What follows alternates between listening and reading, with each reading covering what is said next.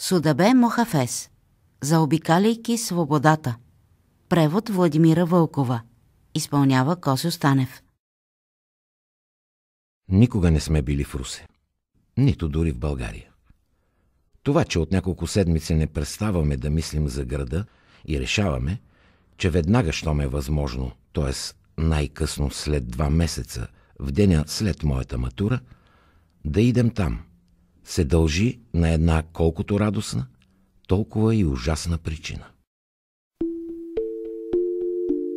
Наскоро умря прадядо ми.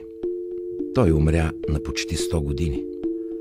Умря без да страда и вкъщи, обграден от хора, които той обичаше и на които имаше доверие.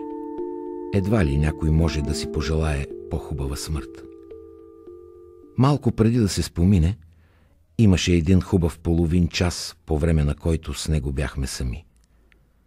Прадядо ми, тежко дишащ, понякога хъркащ, много слаб под пухената завивка, с дълбоко хлътнали бузи, но без ни най-малка бръчка на челото. И аз, най-малкият потомък и последното дете на единствената дъщеря, на неговата единствена дъщеря и последния правнук, с който беше дарен. Но последните моменти от живота сякаш искат да бъдат значими. И така се случи, че в този ден още една тайна смени притежателя си.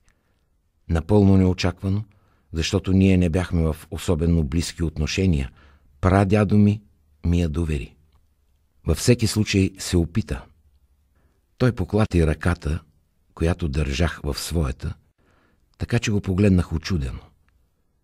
С изкривения си от старостта показалец, той посочи етажерката с книги в задния край на стаята.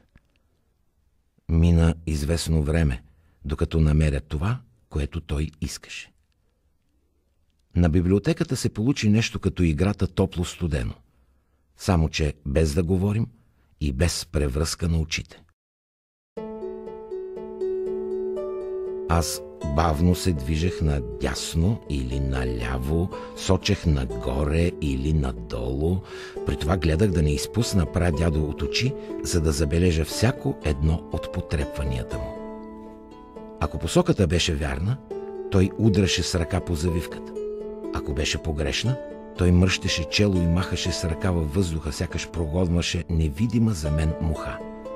Съпровождан от шумното хъркане и хриптенето му, аз плъзнах по етажерката изправена ръка, готова всеки момент да грабне нещо, щом прадядо ми направи знак. Най-после улучих. Двете осеяни със старчески петна, наподобяващи ногти на грабливо животно ръце на прадядо, от които никой, когото познавах, не би очаквал толкова сила, първо внезапно се вдигнаха нагоре във въздуха и след това се стовариха с трясък върху пухената завивка отдясно и отляво на почти невидимото старческо тяло върху леглото, където останаха неподвижни. Поне за секунда, защото после нещо като пристъп на задушаване накара стария мъж да се надигне, пъшкайки тежко и отново да падне на възглавницата. Изтичах до него.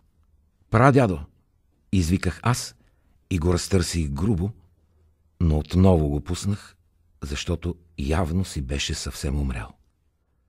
Бръчките по челото отново бяха изчезнали. Устата му беше леко отворена. Беше затворил очи, вероятно заради силната кашлица накрая. Отидох да повикам другите, които вечеряха долу.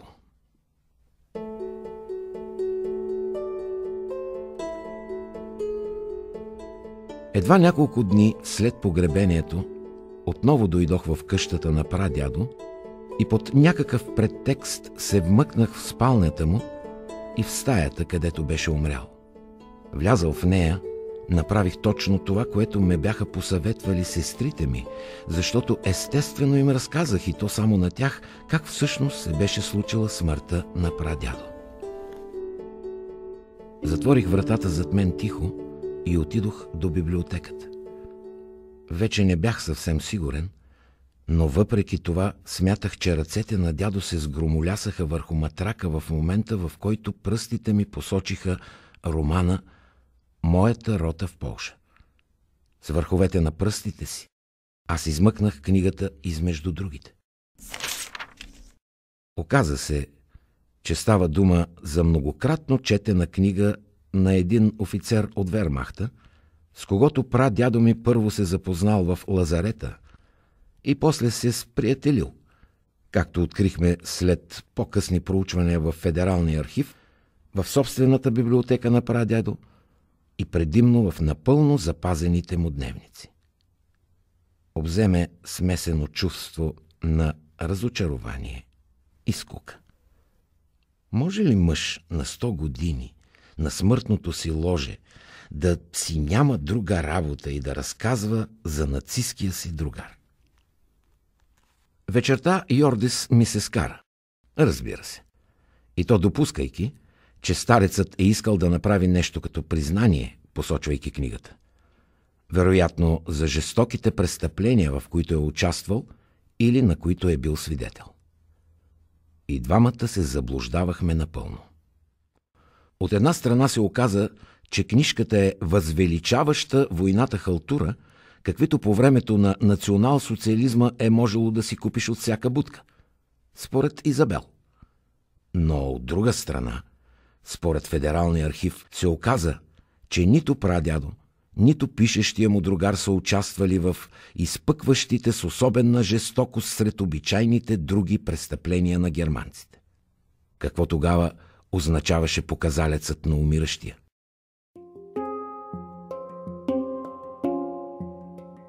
Тази, която реши, че трябва да отидем още веднъж до етажерката с книги, беше Йордис. И точно Йордис беше тази, която вечерта се върна с сияещи очи и една сиво-зелена папка. Събрахме се в кухнята, когато родителите ни заседнаха пред вечерното криминале местопрестъплението. Бернадет тъкмо беше направила кана чай, така че Йордис постави папката в средата на масата без излишни церемонии. Тези книжа, обясни Йордис, бяха скрити зад книгите. Прадядо въобще не е имал предвид романа. Тя потупа с върха на показалеца си по зелената папка и с блеснали очи ни погледна един по един, уверявайки се в нашето пълно внимание. Да бе, роман. Как не? Подхвърли Изабел тихо, поклащайки снисходително глава. Йордис я пренебрегна напълно, което ставаше изключително рядко, и съобщи тържествено. Тя се казва Светлана. Усмивката й ставаше все по-широка. Нашата братовчетка от България, продължи тя. В кухнята настъпи тишина. Светлана? Изабел наклони глава, поглеждайки изкосо първо Йордис, после папката. Братовчетка Светлана? Попита Бернадет. Йордис отново кимна. После отвори папката. Има 2 екземпляра, обясни тя. Оригиналът е написан на български. Немският текст е превод. Прадядо го е поръчал. И сметката е тук. Струвало му е доста. Най-накрая тя сложи очилата си и започнахме да четем. Йордис четеше на глас. Когато прегракна, тя подаде страниците на Бернадет, която продължи. Така ръкописът се сменеше от ръка на ръка. Ние четяхме. Ние слушахме внимателно. Продължение на цялата нощ до зазоряване. Чаят истина, даже не забелязахме. Родителите ни се появиха за кратко, за да кажат лека нощ. Ние ги отпратихме. Прочетохме писмото дълго 200 страници, което братовчетка ни от България Светлана Филипова беше написала на прадядо ни Хайнрих Герхард Мароцке през 2011 година, 7 месеца преди смъртта му.